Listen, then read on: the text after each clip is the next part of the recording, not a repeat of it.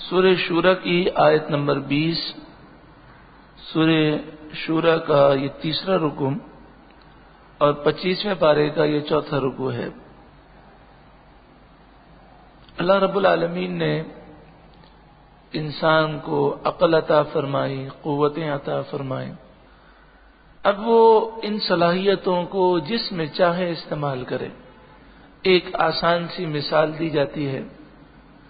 اب دیکھیں بعض بچے کتنے ذہین ہوتے ہیں، لیکن وہ اس ذہانت کو اپنی تعلیم میں استعمال نہیں کرتے، شرارتوں میں استعمال کرتے ہیں، وہ والدین کو تنگ کرنے میں استعمال کرتے ہیں۔ تو لوگ کیا کہتے ہیں تو بڑے ذہین، لیکن یہ ذہانت یہ پڑھائی میں استعمال نہیں کرتے یا کھیل کود میں استعمال کرتے ہیں، تو وہ اپنی ذہانت کو ضائع کرتے ہیں۔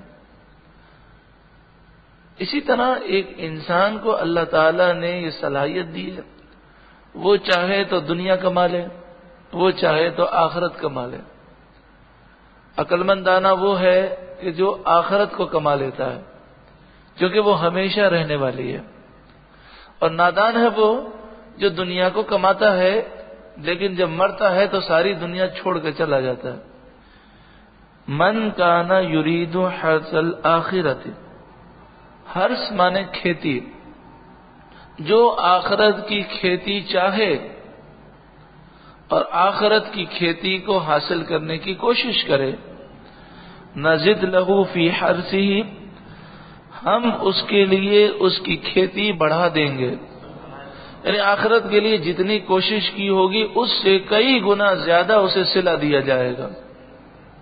ومن کان یرید حرث الدنیا، اور جو دنیا کی کھیتی چاہے، دنیا کے لیے کوشش کرے، نؤتہ منہا، ہم اسے دنیا میں سے کچھ دیں گے، کیونکہ دنیا میں ہم جو خواہش کرتے ہیں ساری خواہشیں کبھی پوری نہیں ہوتی، بلکہ ہزاروں خواہشیں پوری نہیں ہوتی۔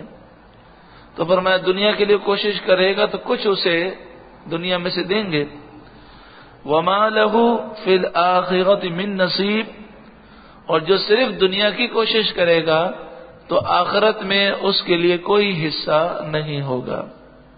ام لہم شرکاء، یا ان کے لیے کچھ شریک ہیں، شرعوا لہم من الدین ما لم یأذن بہ اللہ، کیا ان کے لیے جھوٹے خدا ہیں، شریک ہیں، جنہوں نے ان کے لیے وہ دین نکال دیا ہے کہ اللہ نے اس کی اجازت انہیں نہ دی۔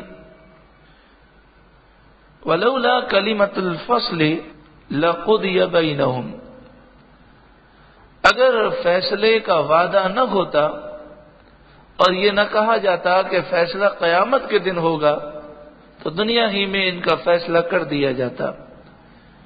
یعنی دنیا کے اندر جو آدمی کفر اختیار کرتا فوراً اسے ہلاک کر دیا جاتا، اسے مہلت ہی نہ دی جاتی۔ لیکن دنیا جو ہے وہ دار الامتحان ہے، دار العمل ہے۔ تو یہاں پر جس طرح بھی ہم اپنا پرچہ یعنی نامہ اعمال بھرنا چاہتے ہیں، ہمیں بھرنے کی اجازت دی گئی۔ وَإِنَّ الظَّالِمِينَ لَهُمْ عَذَابٌ أَلِيمٌ، اور بے شک ظالموں کے لیے دردناک عذاب ہے۔ تَرَى الظَّالِمِينَ، تم ظالموں کو دیکھو گے، مشفقین مما کسبوا، جو انہوں نے حرکتیں کی ہیں، جو گناہ کیے ہیں، ان گناہوں کی وجہ سے یہ کل بروز قیامت کانپ رہے ہوں گے۔ وَهُوَ وَاقِعٌ بِهِمْ، اور کانپنے سے انہیں فائدہ نہیں ہوگا۔ گناہوں کی نحوستیں یعنی جہنم کا عذاب ان پر واقع ہوگا۔ والذین آمنوا وعملوا الصالحات، اور وہ لوگ جو ایمان لائے اور اچھے عمل کیے، تو یقیناً یہی لوگ زندگی کی بازی جیت گئے کہ جنہوں نے نیک اعمال اختیار کیے۔ فی روضات الجنات، وہ جنت کی کیاریوں میں ہوں گے، جنت کے باغات میں ہوں گے۔ لہم ما یشاؤون عند ربہم، ان کے لیے ان کے رب کے پاس ہے جو وہ چاہیں. ذالک هو الفضل الکبیر، یہی بڑا فضل ہے. ذالک الذی یبشر اللہ عبادہ الذین آمنوا وعملوا الصالحات، یہ ہے وہ جس کی خوشخبری دیتا ہے اللہ اپنے بندوں کو. اللہ اپنے ان بندوں کو اس کی خوشخبری دیتا ہے جو ایمان لائے اور انہوں نے اچھے عمل کیے. قل لا اسألکم علیہ اجرا، اے محبوب آپ فرما دیجئے میں تم سے کوئی اجرت نہیں مانگتا. الا المودۃ فی القربى، ہاں تمہیں یہ ضرور کہتا ہوں کہ میرے رشتہ داروں سے محبت کرو.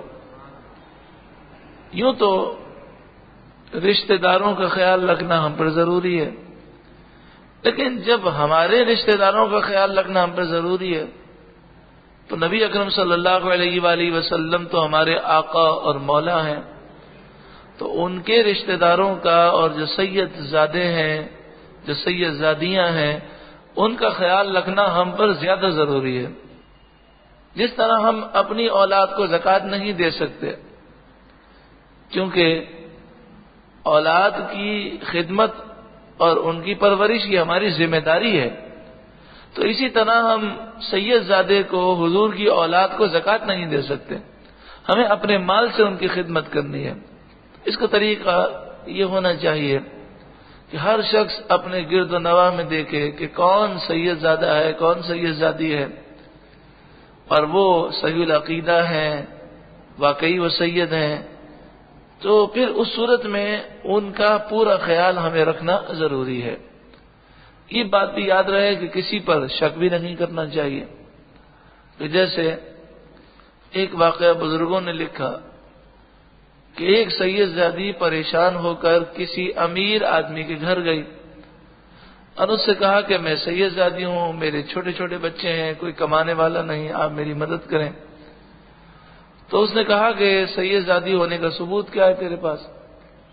تو اس نے کہا میرے پاس تو کوئی ثبوت نہیں ہے، لیکن میں جھوٹ نہیں بول رہی، میں سچ مچ سید زادی ہوں.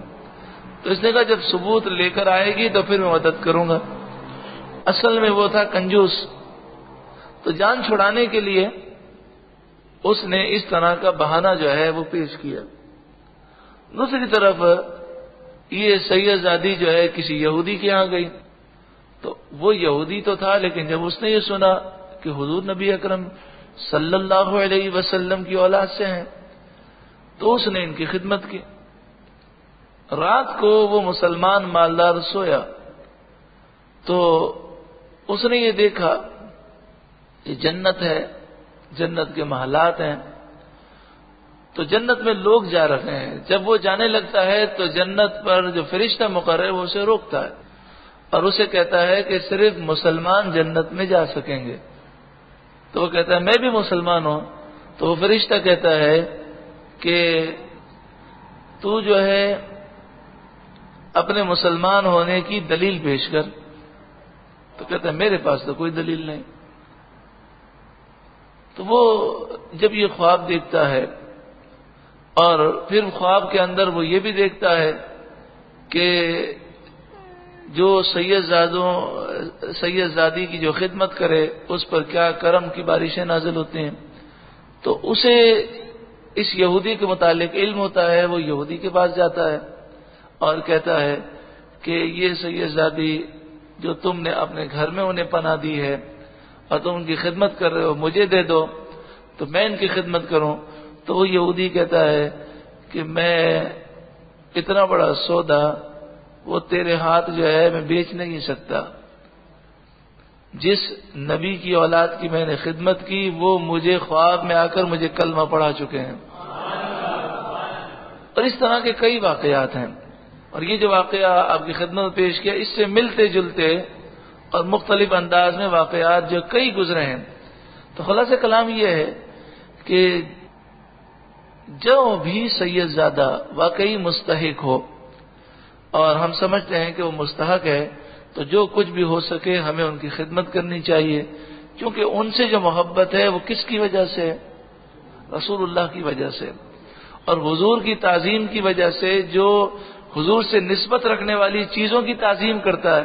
اب ذرا سوچے تو صحیح کہ نبی اکرم صلی اللہ علیہ وآلہ وسلم سے نسبت ہو جائے کسی کپڑے کو تو وہ کپڑا کتنا متبرک ہوتا ہے، بلکہ وہ چادر مبارک جو سنہری جالیوں کے اندر ہو، وہ چادر مل جائے تو ہم کتنی سعادت سمجھتے ہیں۔ تو پھر وہ سید زادے کہ جنہیں حضور کی نسل سے نسبت حاصل ہے تو ان کی خدمت کرنا کتنا ضروری ہے۔ اللہ تعالیٰ مسلمانوں کو اس طرف توجہ دینے کی توفیق عطا فرمائے۔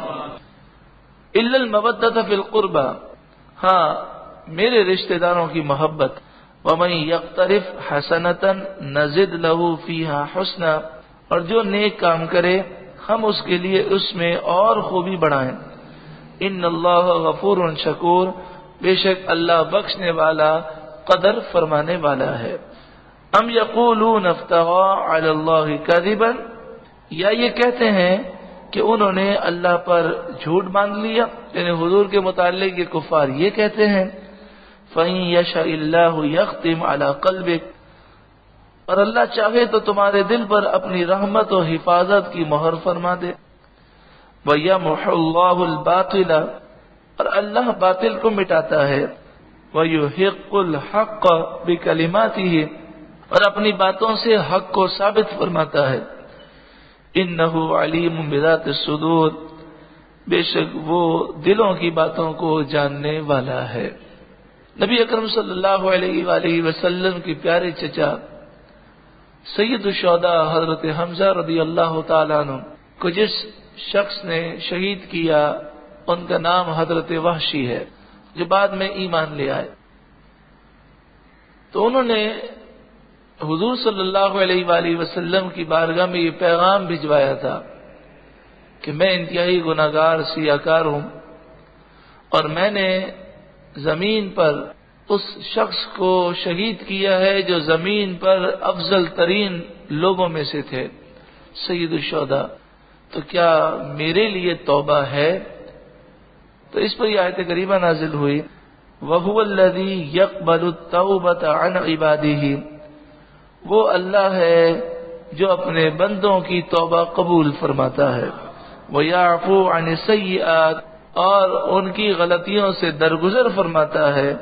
وَيَعْلَمُ مَا تَفْعَلُونَ، اور وہ جو کچھ کرتے ہیں اللہ اسے خوب جانتا ہے۔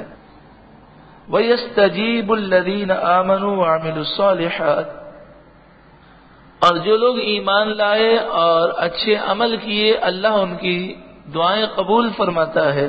وَيَزِيدُهُم مِّن فَضْلِهِ، اور اپنے فضل سے انہیں بہت عطا فرماتا ہے۔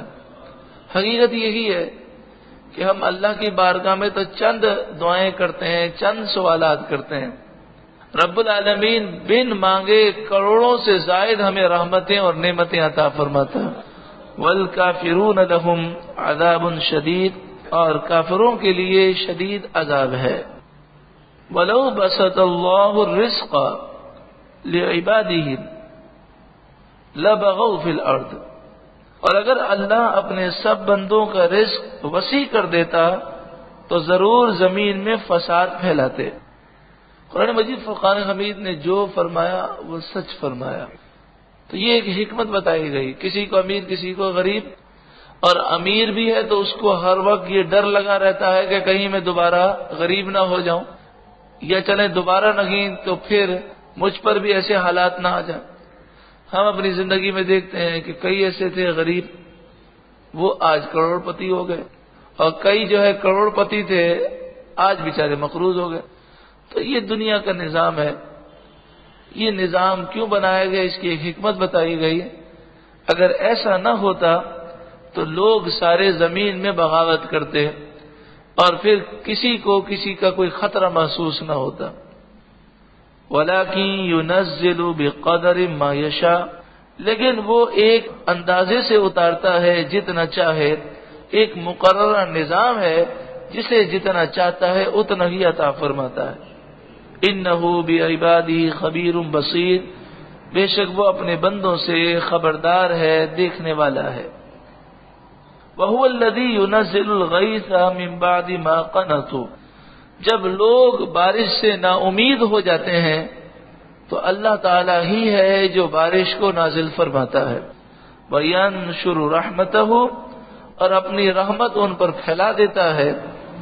وَهُوَ الْوَلِيُّ الْحَمِيدُ، اور وہی سب کام بنانے والا، سب خوبیوں والا وہی ہے. الحمید ہے، کائنات کا ذرہ ذرہ اس کی حمد و ثنا میں مشغول ہے. وَمِنْ آيَاتِهِ خَلْقُ السَّمَاوَاتِ وَالْأَرْضِ، اور اللہ کی نشانیوں میں سے یہ نشانی ہے آسمان و زمین کی پیدائش. وَمَا بَثَّ فِيهِمَا مِنْ دَابَّةٍ، اور آسمان و زمین میں جو جانور اللہ نے پھیلائے وہ بھی رب کی نشانی ہیں. وَهُوَ عَلَى جَمْعِهِمْ إِذَا يَشَاءُ قَدِيرٌ، جب وہ چاہے گا ان سب کو جمع کرنے پر وہ قادر ہے.